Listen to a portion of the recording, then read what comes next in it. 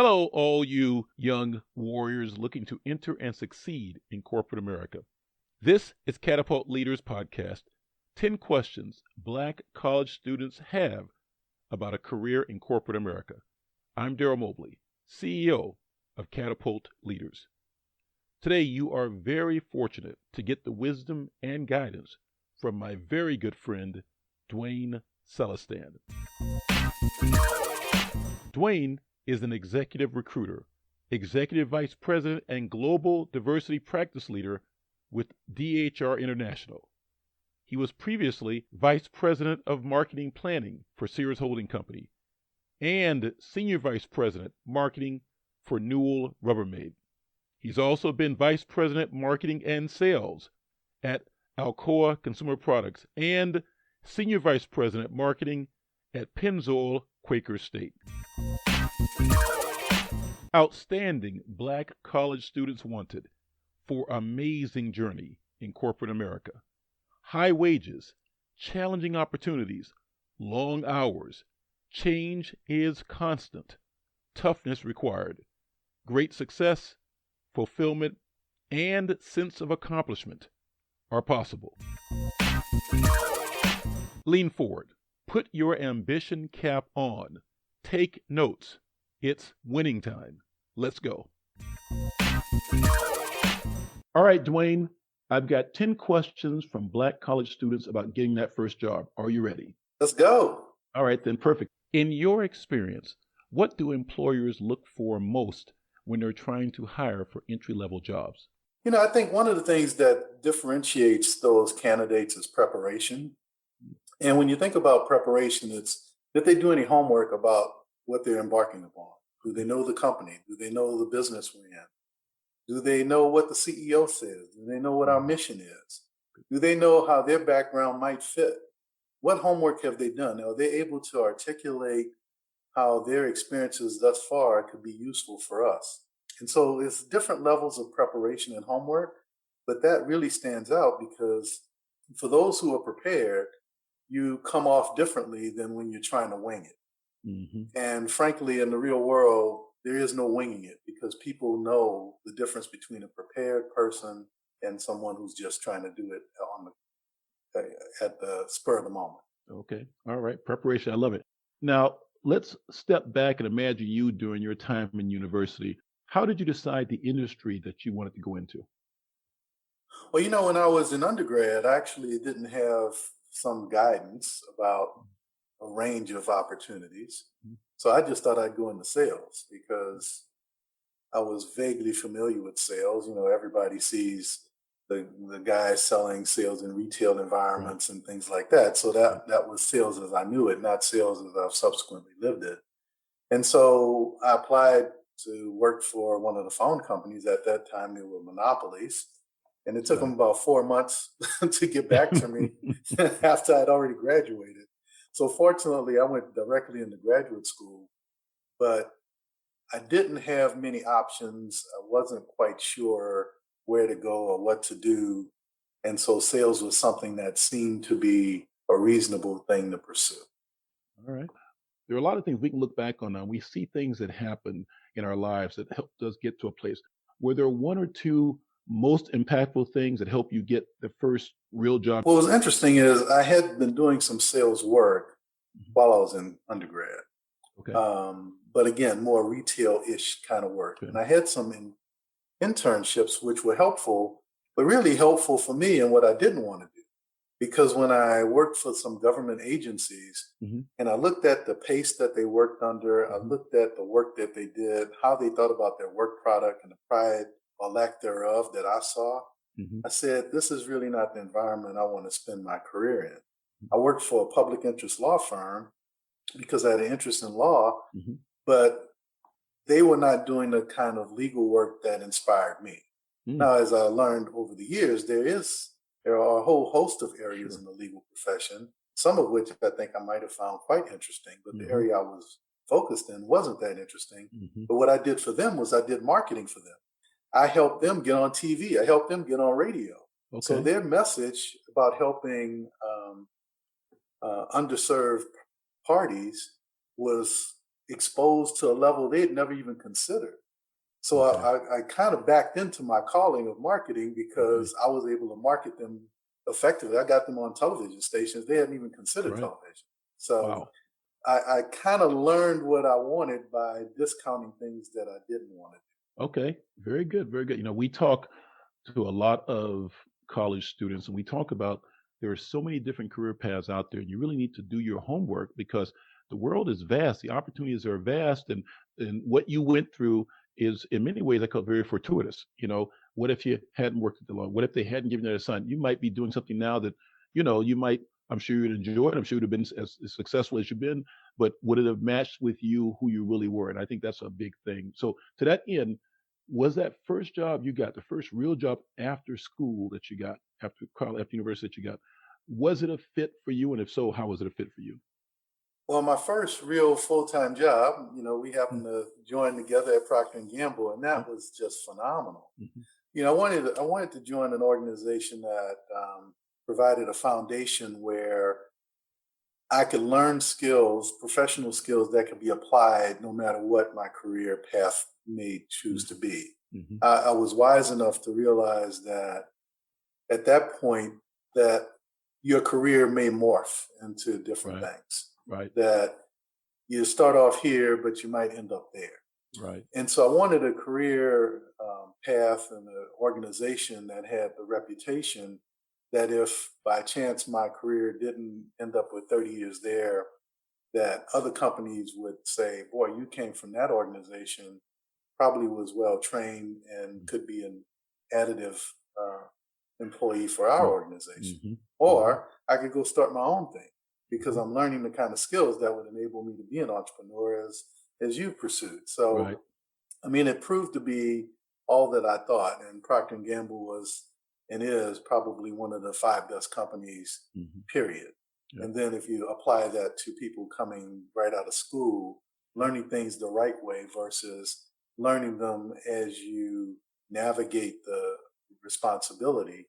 Right. So there are many organizations where you can come into a marketing department and they say, there's your desk, here's the challenge, go figure it out. And you Right. do a version of what you may have done in college. Right. Whereas when we started at Procter and Gamble, there was no, here is the way to market a Right. brand, a product. Here are the things you need to know. Here's the way you do it. There were ways to accomplish things, even though we were challenged to break new ground. We weren't Mhm. challenged to just redo what was done last year. We were challenged to do new and different and better things. But there were a way to even recommend how to do a new, different, better thing. It Right. wasn't, hey, let's try this out. That's right. It's here's the homework I've done, here's why it makes sense, Right. and more importantly, here's how this has the likelihood to be successful, and therefore we will try it because there's a high probability that this will work. You know So that was part of the that learning. you just gave an amazing answer. Talk to me about training and the importance you see for when as you come out of college into a job. Well, I've recruited many people from college over the years that worked for my group. And I remember when I worked at Nestle, I hired a number of people. And one of the things, I look for a number of things. I look for their preparation, I look for their tenacity, I look for some soft skills, but I also looked at some demonstrated behaviors, firm handshake, eye Mhm. to eye contact, Mhm. kind of a slight lean into the conversation, Yes. having a range of things to discuss and speak about. So once we got those people, we had a range of things that they had to do on their own, but there are pieces that we provided them on Mhm. how to do the job well. So Mhm. there was a blend of here are the tools, techniques, and approaches to employ, but you also have your own personality. You have ample time to try it out. Right. And then there was a loop. So then someone would work with you so they can then give you real time feedback. And that would happen even for more Mhm. experienced people. But Mhm. that feedback mechanism is great. But I think the big picture is we were training that person to be excellent at their craft. Right. And I think if you join an organization and part of your interviewing with organizations, you ask about, well, what happens in year one to enable me to be successful? Okay. What are you pouring into me to ensure that I'm not doing just a fifth year of undergrad. Right. Because there are situations, call them startups, Right. where essentially you just know better than you were when you're in college because you're the same person not getting trained. Mm-hmm. And they say, go over and handle this particular area. Mm-hmm. And for some people, that's fantastic and that works well.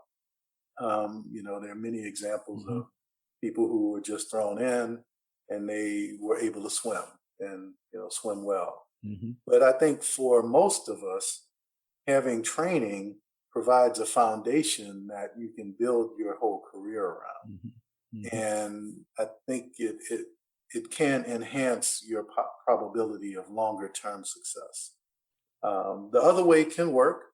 It's not the path that I chose, and I've seen people make it, but I've seen many more successful people take the path of coming through organizations that had some training components that enable them to build on that. Yep. and have success more so than the people who just, hey, I'm just going to do this thing right out of school. Right. And similarly have long-term success, not success for 1 or 2 years, because I'm sure many of the people watching this say, yeah, but I know 2 or 3 people who just graduated and Right. look at them now, but I'm not looking at year 3 out of school. I'm looking at year 20 out of Right. school, year That's 15 out of school. And where are they after the bumps and bruises that you get from real life? Right. You are listening to Catapult Leaders podcast. Are you looking to get a great job in corporate America? That's good, because corporate America is hiring. Are you a company looking to hire outstanding Black talent? Great. Get more info at catapultleaders.com. I know you have enormous experience dealing with senior executives and companies, and so I'm going to make this statement. You don't have to buy into it. I'm just going to throw it out there. I think corporate America is essentially run virtually 100% by people who received excellent training when they were younger. So whatever the industry is, you look at, okay, let me take this person's background. What you can see somewhere in there was some place that was a pretty strong training component that gave them the foundation that allowed them, I believe, to continue to ascend, as opposed to people, as you say, people who they just jumped out there and they did X, Y, and Z. And you hear about those cases, but they are the very, very rare exception. The rule is you get great training, you combine that with a lot of energy and effort, you can have a place, to create your future.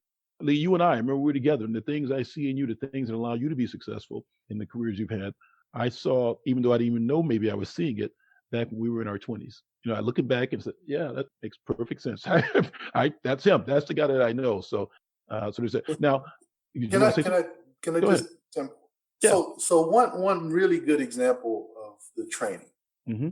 is when you think about franchises, dealerships, those kinds of things. Yes. Because if someone has just been out there working and grinding Mm-hmm. versus being trained, say by Yum, the Pizza Hut, KFC, or one of the car companies, Mm-hmm. and you've been working in the car company working with dealerships, Mm-hmm. those people tend to be considered more strongly as a person who will get a franchise or multiple franchises in the restaurant business or in the car business than someone who's just been out there being a professional on their own. Because they know that training Mm-hmm. will be instrumental in successfully leading and owning these businesses that are highly valued and important to their overall business as the franchisor. So when you look at who they select, they tend to select people who come through and had that high quality training, as opposed to just interesting people who are hard workers. Okay. 100% true. And I hope that the audience listening to this kind of is able to hear those particular nuances you're pointing out, because these are things that when you and I started our careers, we did not know. We didn't know. We didn't know, oh, this is the best route to take. We were taking routes and we were making good guesses, but I would rather go with a sure thing than guess, because 100 people guess, 99 of them will guess wrong. Were there any mistakes you made in college? Maybe there were none you made in college when you were looking for that first job, that looking back at it, said, wow, the way I was doing X, Y, or Z was incorrect? Anything? One thing you can't underestimate is how long it takes to get to the right organization. So it's almost you have to back up. You say, I want a job offer by April. Okay. Well, you can't start in March. Right. You probably need to start the April the year before. Right. Doing homework, back to the preparation stage, uncovering possibilities in your areas of interest, and also making sure the areas of interest are not so limited based on what you know. For example, you mentioned, we talked about supply chain. Right. That's not an area that I was aware of, but it's certainly a robust area. Right. I'm doing some work in financial services.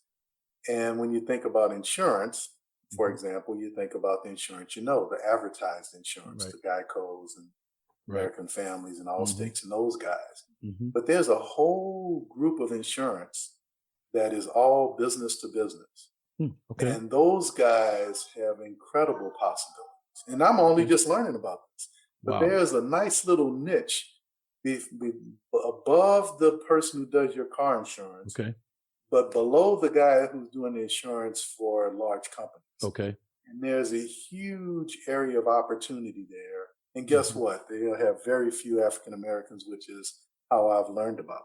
Okay. And these are great opportunities.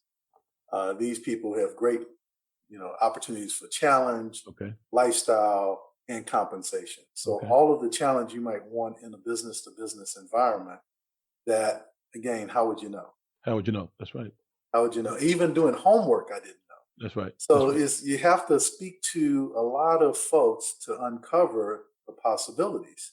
Right. Because there's just so much opportunity, and similarly in technology. Right. I'm learning about different organizations in technology and what they do, and there's a whole lot more than the computer science folks, and the software and the developing side. There's still human resources. There's still sales, marketing, public relations, legal, finance. So all of those needs are there. And now they're realizing that you don't have to do all of that work in San Francisco or the Bay Area. That's right. You can do that work in a variety of parts of America. That's right. And many of them are establishing offices and outposts, in addition to sometimes saying you can individually, depending on your role, work in some location. Right. So I think backing up, doing some homework, speaking to as many people as you can about what they do and how they do it, I think they will uncover possibilities beyond the things you're familiar with. Okay. Fantastic. I think that would have been a huge help for me. Okay.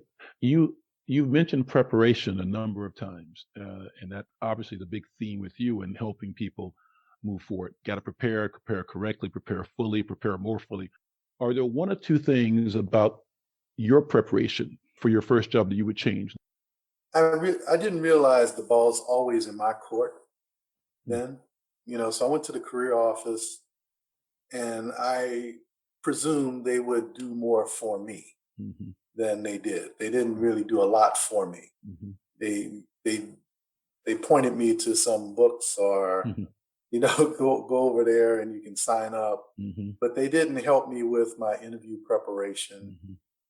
They didn't say, based on your interests, have you thought about a whole host of companies or opportunities that I was not already familiar with? So I ended up pursuing companies that I already knew about.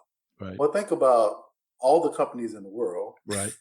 all the companies where I lived, and all I pursued were companies that I pretty much knew about. And then there was this one company, it just happened to be on site.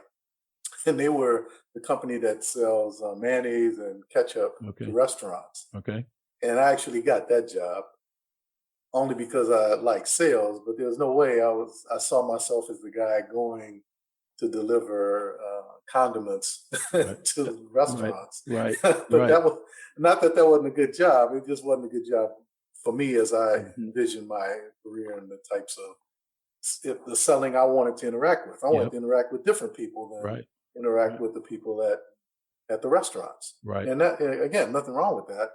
But I had a different view, but I didn't know that, oh my gosh, there are all these other things you can sell. That's right. You That's know, right. that you can sell robots, or you can Right. sell, Right. software, Right. computers. Sell, All I mean, sell there's a whole planes. host of Right. You things. can sell everything. Yeah. Planes, right? Yeah, That's right. engines for That's planes. right. Engine planes. Yeah. I mean, there's all these things you can sell Right. that could have used the same skills, but I Right. was just unaware, and nobody was helping me. So I think Mm-hmm. the key is you have to assume the ball's always in your court. Mm-hmm. If you think the ball's always in your court, you know there's more work to be done. Right.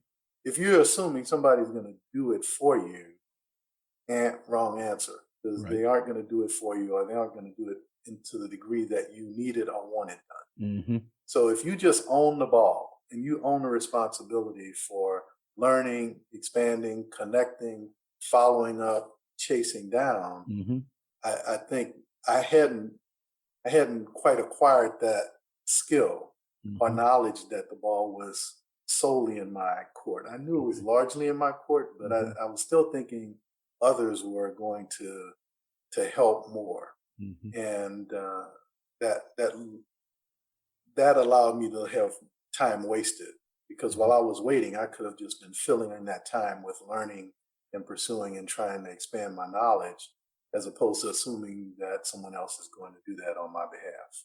You are spitting fire, I believe is one way to describe it now. It's fantastic. And I think that the last thing you're talking about, ball in your court, is an important message for many who are going to see this or hear this. Hey, hey, you are listening to Catapult Leaders. We are all about matching top talent with top companies. Get more info at catapultleaders.com. Because oftentimes we are raised to think it will be done for us, or we're socialized to think somebody's going to do something for us over here, over there. And as you say, you are never going to be as successful assuming stuff is going to be done for you as you will always assuming the ball's in my court. I have to make things happen. I have to initiate. Plus, the truth is, in life, the winners are the ones who think that way. In sports, in business, in life. I want to change lanes for a second and ask you a question about location. The students we work with are young and they have a view of the world and it's very limited. It's extremely limited, right? They may not understand it, but it's very limited. And so they have oftentimes some firm ideas about where they want to live, and this is what it's got to be, et cetera, et cetera. And sometimes where they want to live, what's going to be is someplace that is this big, small, and sometimes there are big places. What do you think about a college person looking forward to get a great job? How much weight do they place on where the job is located?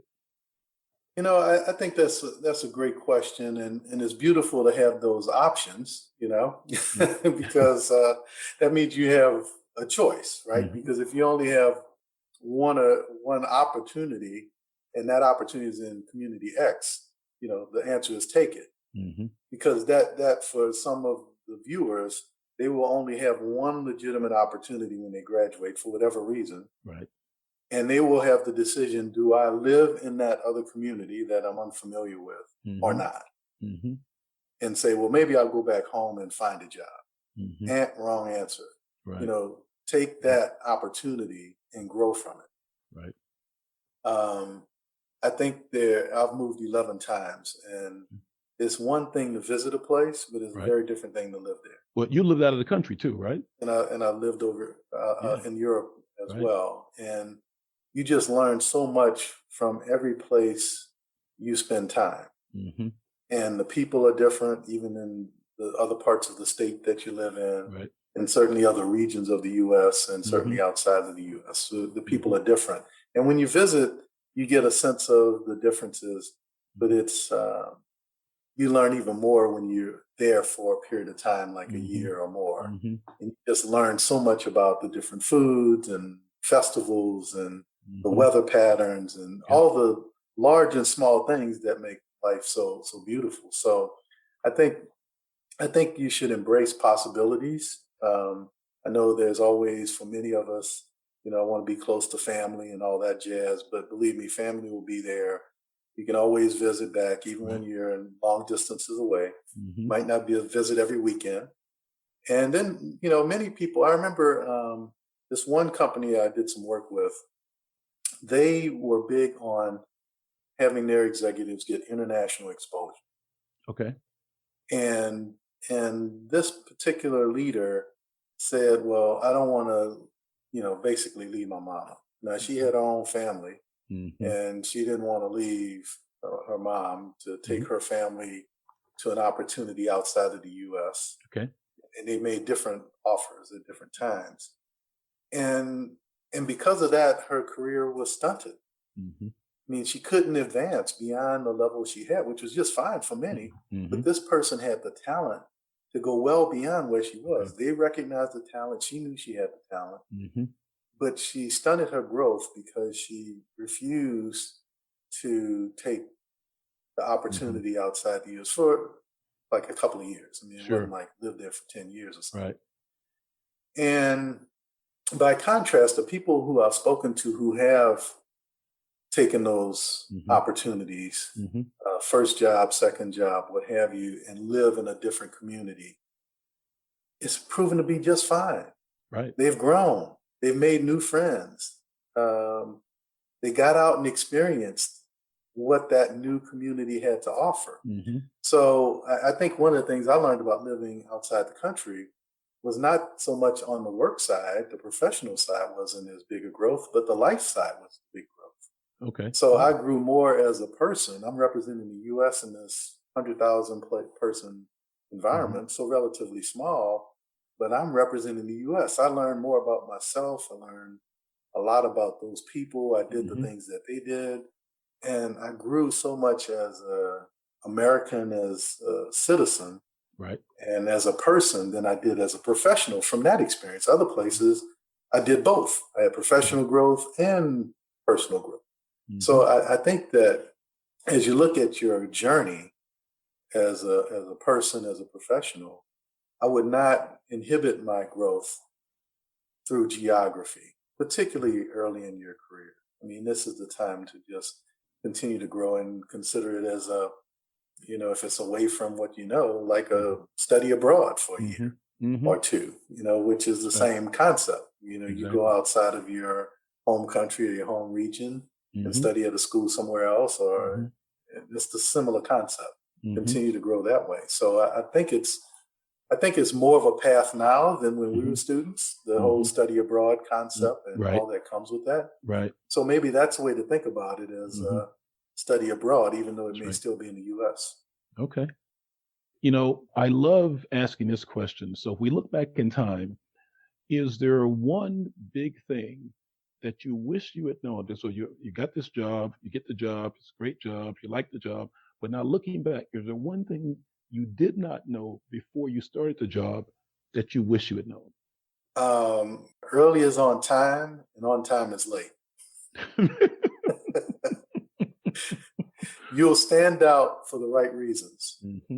You will, because you're going to stand out, right? As the newbie, you're fresh out of school, right? You're 3, 6, 9 months into the new opportunity. You're going to stand out. You want to stand out for things that are valuable.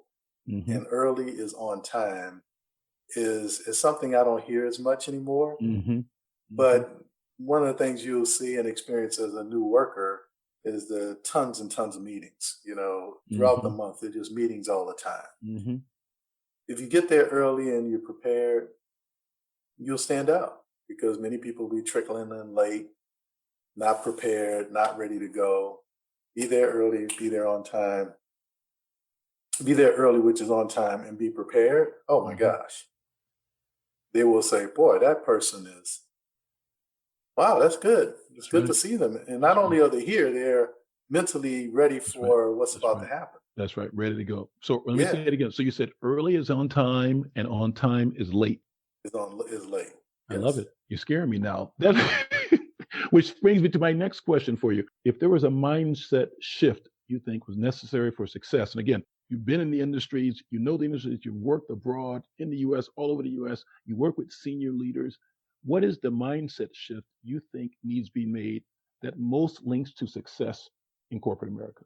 It's a multi-layered question. I mean, one has to really work effectively with others. There are very few roles. I mean, there's some sales positions, but most roles have some interaction with other colleagues and working on teams to solve projects.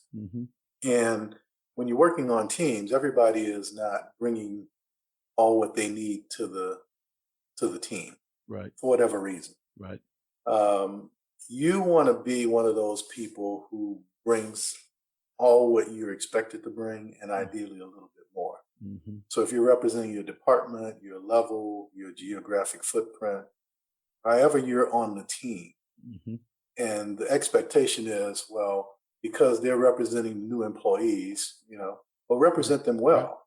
right, If you're representing, your office at a multi-office meeting, well, make sure you represent your office well. So what does that mean?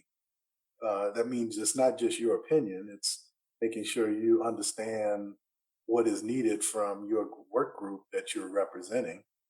So you need to do some homework there and make sure you know where we're going, and so that you can hopefully be a little bit ahead on the milestone. So and what you'll find is most projects take months, if not longer. So there are probably, several steps to get to whatever the desired endpoint is. So you want to make sure that for the milestone that is going to be met, you have all of your piece for your whatever you're representing ready to go. And ideally you have that and you're peeking ahead to the next step, and you're a little bit ahead of what's needed then. And you're thinking ahead of what's needed so you can go back and make sure you have those elements that enable you to contribute favorably. So I think being able to work well with others can be underestimated. And there are also predetermined views about whoever that person is, whoever you are, as to how this person will show up. Right.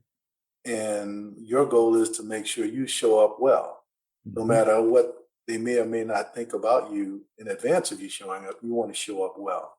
And I think that's really important, to show up well. And that means being ready to go and contributing in full, and making sure that your contributions are as expected or better. Hey, this is Daryl Mobley with Catapult Leaders. And let me tell you something. We are about changing the world for the better. How? By providing a pipeline of incredible talent that has been ignored for far too long to corporate America. For more information, go to catapultleaders.com. I can tell you, and I don't mean to speak out of school on this, but we can go back a bunch of years, you and I remember what you just described very eloquently. That's what I thought of you when I watched you operate. And I remember, so I'm telling all those people out there listening, those young people looking forward to their careers, hey, you got to open your game running your offense. And I can tell you, Dwain, you remember a simple thing like, remember store checks. Nobody likes store checks like Dwain likes store checks. Oh my God. Store checks, without too much detail, as I would define it, is, for example, wherever your product ends up, you go there and see how it's actually being displayed, how it's being used. And Dwain, we'd be out someplace going to do whatever. We might be going out to a party, for God's sake. This man would always want to stop in a store and see his product on the shelf. Why? Because going back to preparation and showing up, he would know things about what's really happening out there, that when he take it back into meetings and talk about what's happening at shelf level. I mean, and that's something nobody told you to do. Nobody asked you to do it. It was in him to do it. And that is a very important part of what you're saying. And when you say it, I'm thinking he's speaking his truth, because I saw him do these things. So that's a kudos to you. But I want people to know it shows in what you do. You're not going to suddenly become that person. You build those habits. And when I knew the Dwain of our 20s, that was him, man. At the start of your career, when you think about when you launched into corporate America, which is a lot different than it is now, how did you deal with being one of the very few Black managers? Was it a problem? Was it an issue? Was it no problem? How did you deal with it? Incredibly important question. And people have tried to, everybody who's African American or Black has had to deal with that. And some people try to say, we are the world, so that my packaging doesn't matter. Don't kid yourself. Your packaging does matter because that's the first thing someone sees as they approach you from down the hall. They don't see whoever you really are. They see the packaging that you show up in. So I think one of the things that we did early on was we said one thing. Darryl and I are both over 6 feet tall, so we were taller than average, which would stand out anyway, but it stood out in the work group that we were in. And we said, well, people are going to notice who we are anyway. So let's embrace that, because one of the things that you will want in your career is to be noticed, because if you're noticed, well, that's how you get promoted and raised and recognized and all those things. Right. But you want to be noticed doing the right thing. That's true. Yes, very true. So because you are going to be noticed, it's incumbent upon you to do the right thing. So don't ever. So there's two parts to that. Let's take the negative first. The negative side is you're going to be noticed. So if you do something wrong, guess what? Everybody's going to know. That's right. Now that's wrong making a mistake, and that's wrong doing something inappropriate. Right. So either way, that's wrong. You will be outed. So don't think you can get away with big or small things that are wrong, whatever those big or small things are. On the positive side, this relative to your 10 peers that start, so 10 peers start, you're all doing the same job in this organization. Well, you're going to stand out. Because they won't be able to name all 10 of you, but they'll say, oh, the black one, the black one. So again, so now that you stand out, make that work for you. Do things well, treat people well, do things that are consistent with the culture that you observe in the organization. Be prepared. Do A-quality work, because people will know, oh, the black one did a good job. That's right. Because they will clearly see the black one did the bad job, because you're going to stand out. That's right. So don't ignore it. You don't have to state it. You already know it. You know what they don't know. They don't even know that's happening, but you do. So now that you know that this is a weapon, make it a weapon for good. Make it a weapon for you to advance. Make it a weapon for you to achieve your career goals, as opposed to something other than that. But regardless, you're being observed. You will stand out. So now that that's the fact, take that fact and work with it. All right. That's, man, fantastic. You have killed it. Is there anything else you want to share with the listeners or viewers before I let you get back to your busy day? Well, I think there's one thing. I think, by going to college and pursuing advancing your brain power and developing yourself as a person, you're going in to be a leader, not just a member of the team, not a follower. You're going in to lead, to make things different, make things better. And I would continually challenge myself. I think continuous improvement is a word that's used in industry. Apply that to yourself. Have a goal to be better next month than you are today, next year than you are this year. Continue to improve, because the world's moving, but more importantly, you need to move faster. You need to be better, and embrace the feedback that you get. I remember my first boss said, well, give me some feedback. And he said, you, like most people in this first job, lack 3 things: thoroughness, accuracy, and discipline. And as I can state this from many, many, many years ago, it was powerful in its simplicity. Thoroughness. Okay. Thoroughness. That means they want 100% of the thing done, whatever that thing is. Accuracy. Check your freaking work. Don't submit the work and then come back and say, oh, I sent the email, but I didn't run spell check. I left out a word. I left out a key paragraph. No. And discipline. Discipline is doing the right thing consistently. What are the right things, and doing those things consistently? What are the steps? In sales calls, there are steps to the call. So there are 5 steps, 7 steps, whatever the steps are. But discipline yourself to do those things the 5 times, if that's the way you're being trained. And those fundamentals will bode well for you no matter what you do or how long you do it. But just go forward and do your best every day, and you'll have a great career and be rewarded handsomely for it. And Dwain, this is fantastic. It was a treasure meeting you those many years ago.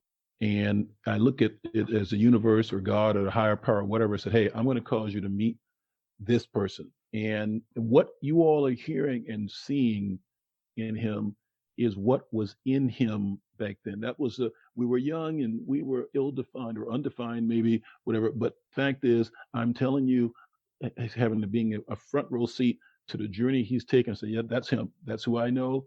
That's the guy. And a fantastic career. And you ended, boy, when I just said, what else would you want to say? If you just said that thoroughness, accuracy, and discipline. And I want everybody, thoroughness, you all start with preparation. Thoroughness, accuracy, and discipline. And those are things that you have to want to do them. You have to want to, that has to be part of who you are. And you do whatever you need to do to make sure that you are thorough, you're accurate, and you're disciplined. Dwain, thank you so much for your time. And I know everybody's going to thank you. This. All right. This is awesome. And I know these guys are going to go out and have fantastic careers. And I'm glad you're providing us this service for them. Absolutely. Dwain was spitting fire. If you heed his advice, you will win in corporate America. Thanks for being a part of this Catapult Leaders podcast.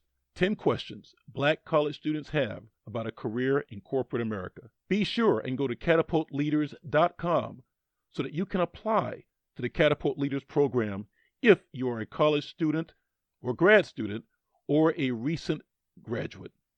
If you are a company leader looking to uplevel your company by hiring outstanding new employees, please go to catapultleaders.com and contact us. But wait, there's one more thing. Outstanding companies wanted that absolutely, positively, finally commit to hiring talented Black college and grad school students. Let's go.